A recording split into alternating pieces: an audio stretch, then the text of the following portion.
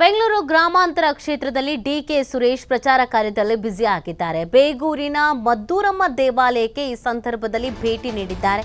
ಇವತ್ತು ಕೂಡ ಹಲವು ನಾಯಕರು ಕಾಂಗ್ರೆಸ್ ಸೇರ್ಪಡೆ ಆಗ್ತಾ ಇದ್ದಾರೆ. ದೇವಾಲಯದ ಬಳಿಗೆ ಕಾಂಗ್ರೆಸ್ ಸೇರ್ಪಡೆ ಆಗಿದ್ದಾರೆ ಹಲವರು. ಇವತ್ತು ಬಹಿರಂಗ ಪ್ರಚಾರಕ್ಕೆ ಕೊನೆ ಹಿನ್ನೆಲೆ ಅಬ್ಬರದ ಪ್ರಚಾರವನ್ನು ಕೊನೆ ಕ್ಷಣದಲ್ಲಿ ಮಾಡಲಾಗ್ತಾ ಇದೆ. ಸಂಜೆ 5 ಗಂಟೆವರೆಗೂ ಮಾತ್ರ ಅವಕಾಶ ಇರುವಂತದ್ದು ಬಹಿರಂಗ ಪ್ರಚಾರಕ್ಕೆ. ಆ ನಿಟ್ಟಿನಲ್ಲಿ ಎಲ್ಲಾ ಅಭ್ಯರ್ಥಿಗಳು ಕೂಡ ಭರದ ಪ್ರಚಾರದಲ್ಲಿ ಬ್ಯುಸಿ ಆಗಿದ್ದಾರೆ. ಅದರಲ್ಲಿ ಡಿಕೆ ಸುರೇಶ್ ಅವರು ಬೇಗೂರಿನ ಮದ್ದೂರಮ್ಮ ದೇವಾಲಯಕ್ಕೆ ಭೇಟಿ ನೀಡಿದ್ದಾರೆ. ಈ ಸಂದರ್ಭದಲ್ಲಿ ಇವತ್ತು ಕೂಡ ಅನೇಕ ನಾಯಕರುಗಳು ಪಕ್ಷವನ್ನು ತೊರೆದು ಕಾಂಗ್ರೆಸ್ ಸೇರ್ಪಡೆ ಆಗ್ತಾ ಇದ್ದಾರೆ. ದೇವಾಲಯದ ಬಳಿಗೆ ಕಾಂಗ್ರೆಸ್ ಸೇರ್ಪಡೆ ಆಗಿದ್ದಾರೆ ಹಲವರು.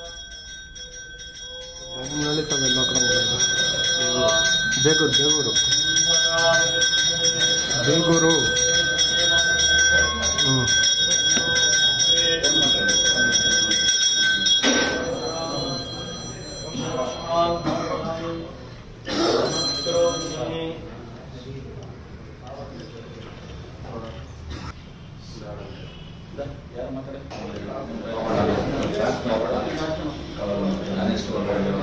ಅವರು ಅಬ್ಬರದ ಪ್ರಚಾರ ಕಾರ್ಯದಲ್ಲಿ ಬ್ಯುಸಿ ಆಗಿದ್ದಾರೆ.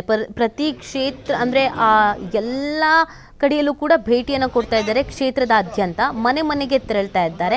ಅಭಿವೃದ್ಧಿ ಕಾರ್ಯಗಳು ಅಂದ್ರೆ ಈ ಹಿಂದೆ ಕೂಡ ಅವರೇನೆ ಸಂಸದರಾಗಿದ್ದಂಥ ಹಿನ್ನೆಲೆಯಲ್ಲಿ ಏನೆಲ್ಲ ಅಭಿವೃದ್ಧಿ ಕೆಲಸ ಕಾರ್ಯಗಳನ್ನ ಮಾಡಿದ್ದೀವಿ, ಮತ್ತೆ ಗೆದ್ದಾಗ ಇನ್ನು ಏನೇನೆಲ್ಲ ಮಾಡ್ತೀವಿ ಅದನ್ನ ಜನರಿಗೆ ತಿಳಿಸ್ತಾ ಇದ್ದಾರೆ. ಮತ್ತು ಅನೇಕರು ಕಾಂಗ್ರೆಸ್ ಸೇರ್ಪಡೆ ಆಗ್ತಾ ಇದ್ದಾರೆ. ಈ ಸಂದರ್ಭದಲ್ಲಿ ಎಲ್ಲೆಲ್ಲಿ ಭೇಟಿ ಕೊಡ್ತಾ ಇದ್ದಾರೋ ಆ ಎಲ್ಲ ಕಡೆಯಲ್ಲೂ ಕೂಡ ಈ ಹಿಂದೆ ಇದ್ದಂಥ ಪಕ್ಷವನ್ನು ತೊರೆದು ಕಾಂಗ್ರೆಸ್ ಸೇರ್ಪಡೆ ಆಗ್ತಾ ಇದ್ದಾರೆ. ಸುರೇಶ್ ಅವರು ಒಳ್ಳೆ ಅಭಿವೃದ್ಧಿ ಕೆಲಸ ಕಾರ್ಯಗಳನ್ನು ಮಾಡಿದ್ದಾರೆ. ಗ್ರಾಮ ಪಂಚಾಯಿತಿ ಸದಸ್ಯನ ರೀತಿಯಲ್ಲಿ ಕೆಲಸ ಮಾಡಿದ್ದಾರೆ. ಇಲ್ಲಿನ ಜನರ ನಾಡಿಮಿಡಿತ ಅವ್ರಿಗೆ ತುಂಬಾ ಚೆನ್ನಾಗಿ ಗೊತ್ತಿದೆ. ಏನು ಅಭಿವೃದ್ಧಿ ಕೆಲಸಗಳು ಆಗಿದೆ, ಏನು ಆಗಬೇಕಾಗಿದೆ, ಜನ ಏನನ್ನು ಬಯಸ್ತಾ ಇದ್ದಾರೆ. ಯಾಕಂದ್ರೆ ಅವರು ಕ್ಷೇತ್ರದಾದ್ಯಂತ ಓಡಾಡ್ಕೊಂಡಿದ್ದವರು, ಎಲೆಕ್ಷನ್ ಪರ್ಪಸ್ ಬಂದವರು ಅಲ್ಲ. ಈ ಹಿಂದೆಯಿಂದಲೂ ಕೂಡ ಎಲ್ಲರ ಜೊತೆಗೆ ಒಳ್ಳೆ ಸಂಬಂಧವನ್ನ ಇಟ್ಕೊಂಡವರು, ಎಲ್ಲರ ಜೊತೆಗೆ ಒಡನಾಟವನ್ನ ಇಟ್ಕೊಂಡವರು. ಸೊ ಹಾಗಾಗಿ ಅವ್ರಿಗೆ ಈ ಕ್ಷೇತ್ರ ಹೊಸದು ಅಂತ ಅನ್ನಿಸ್ತಾ ಇಲ್ಲ, ನಮಗೂ ಕೂಡ ಹೊಸ ಅಭ್ಯರ್ಥಿ ಅಂತ ಅನ್ನಿಸ್ತಾ ಇಲ್ಲ. ಹಾಗಾಗಿ ಅವರನ್ನ ಗೆಲ್ಲಿಸ್ಕೊಂಡು ಬರ್ತೀವಿ ಅಂತ ಕಾರ್ಯಕರ್ತರು ಹೇಳ್ತಾ ಇದ್ದಾರೆ. ಎಲ್ಲ ಕಡೆಯಲ್ಲೂ ಒಂದು ಪಾಸಿಟಿವ್ ರೆಸ್ಪಾನ್ಸ್ ಅನ್ನೋದು ಅವರಿಗೆ ಸಿಗ್ತಾ ಇದೆ. ಹೋದಲ್ಲಿ ಬಂದಲ್ಲಿ ಎಲ್ಲ ಕಡೆಯಲ್ಲೂ ಸೊ ರೋಡ್ ಶೋಗಳನ್ನು ಹಮ್ಮಿಕೊಳ್ತಾ ಇದ್ರು. ಅನೇಕ ನಾಯಕರುಗಳು ಕೂಡ ಡಿ ಕೆ ಸುರೇಶ್ ಅವರಿಗೆ ಸಾಥ್ ನೀಡಿದ್ರು. ಇವತ್ತು ಅಂತಿಮ ಹಂತದ ಪ್ರಚಾರ ಕಾರ್ಯದಲ್ಲಿ ಡಿ ಕೆ ಸುರೇಶ್ ಅವರು ತೊಡಗಿಕೊಳ್ತಾ ಇದ್ದಾರೆ. ಈ ಸಂದರ್ಭದಲ್ಲಿ ಅನೇಕರು ಕಾಂಗ್ರೆಸ್ ಸೇರ್ಪಡೆ ಆಗ್ತಾ ಇರೋದನ್ನು ಕೂಡ ನೀವು ಗಮನಿಸ್ತಾ ಇದ್ದೀರಾ. ಡಿ ಕೆ ಸುರೇಶ್ ಅವರ ಅಭಿವೃದ್ಧಿ ಕಾರ್ಯಗಳನ್ನ ಮೆಚ್ಚಿ ನಾವು ಕಾಂಗ್ರೆಸ್ ಸೇರ್ಪಡೆ ಆಗ್ತಿದ್ದೀವಿ ಅಂತ ಕೂಡ ಹೇಳ್ತಾ ಇದ್ದಾರೆ. ಅವ್ರ ಜೊತೆಗೆ ನಾವು ನಿಲ್ತೀವಿ, ಅವರನ್ನು ಗೆಲ್ಲಿಸ್ಕೊಂಡು ಬಂದೇ ಬರ್ತೀವಿ ಅಂತ ಕೂಡ ಹೇಳ್ತಾ ಇದ್ದಾರೆ. ಯಾಕಂದ್ರೆ ಈ ಹಿಂದೆನೂ ಕೂಡ ಸಂಸದರಾಗಿ ಇಲ್ಲಿ ಏನೇನು ಕೆಲಸ ಕಾರ್ಯಗಳನ್ನು ಮಾಡಬೇಕಾಗಿತ್ತೋ ಆ ಎಲ್ಲ ಕೆಲಸ ಕಾರ್ಯಗಳನ್ನು ಮಾಡಿದ್ದಾರೆ. ಇನ್ನುಳಿದಂತೆ ಕೆಲಸ ಕಾರ್ಯಗಳನ್ನು ಮಾಡಬೇಕು ಅಂತಂದ್ರೆ ಮತ್ತೊಮ್ಮೆ ಇವರೇ ಸಂಸದರಾಗಬೇಕು ಅಂತ ಹೇಳ್ತಾ ಇದ್ದಾರೆ.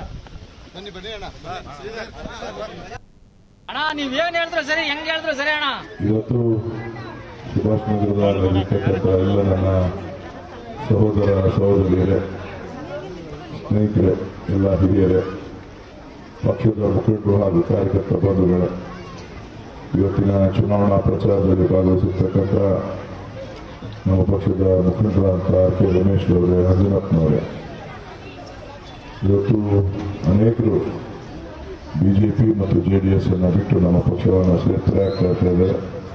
ಅವರೆಲ್ಲರೂ ಕೂಡ ನಾನು ಹೃತ್ಪೂರ್ವಕವಾದಂಥ ಸ್ವಾಗತವನ್ನು ಪಕ್ಷದ ಪರವಾಗಿ ವೈಯಕ್ತಿಕವಾಗಿ ನಾನು ಬಯಸ್ತೇನೆ.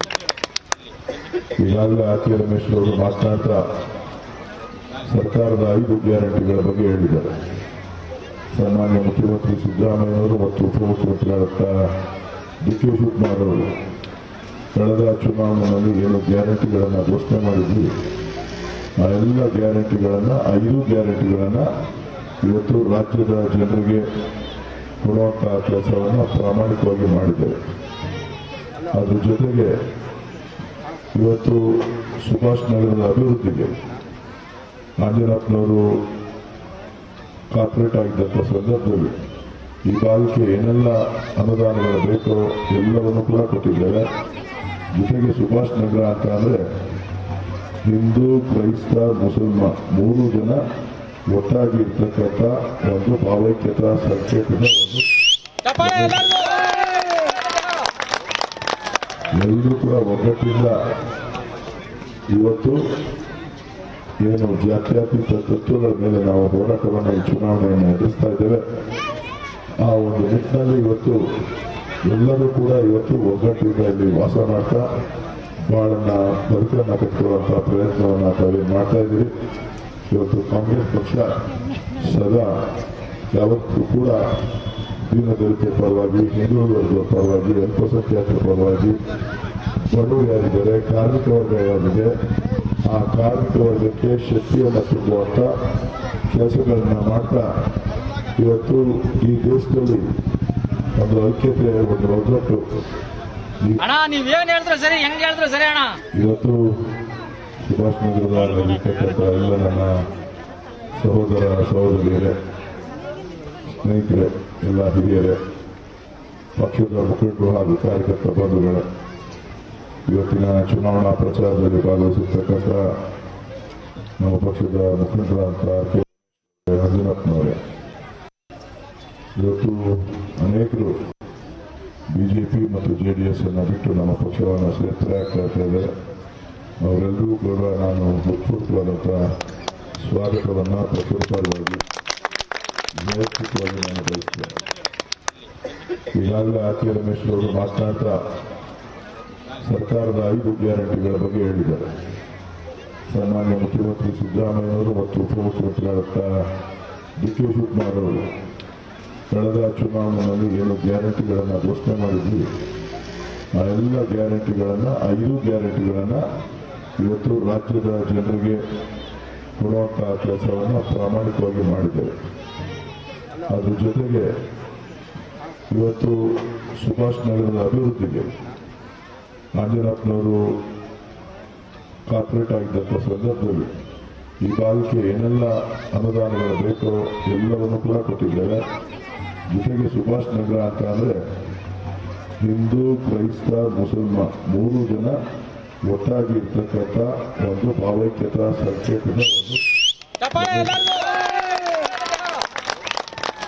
ಎಲ್ಲರೂ ಕೂಡ ಒಗ್ಗಟ್ಟಿಂದ ಇವತ್ತು ಏನು ಜಾತ್ಯತೀತ ತತ್ವಗಳ ಮೇಲೆ ನಾವು ಹೋರಾಟವನ್ನು ಈ ಚುನಾವಣೆಯನ್ನು ಎದುರಿಸ್ತಾ ಇದ್ದೇವೆ.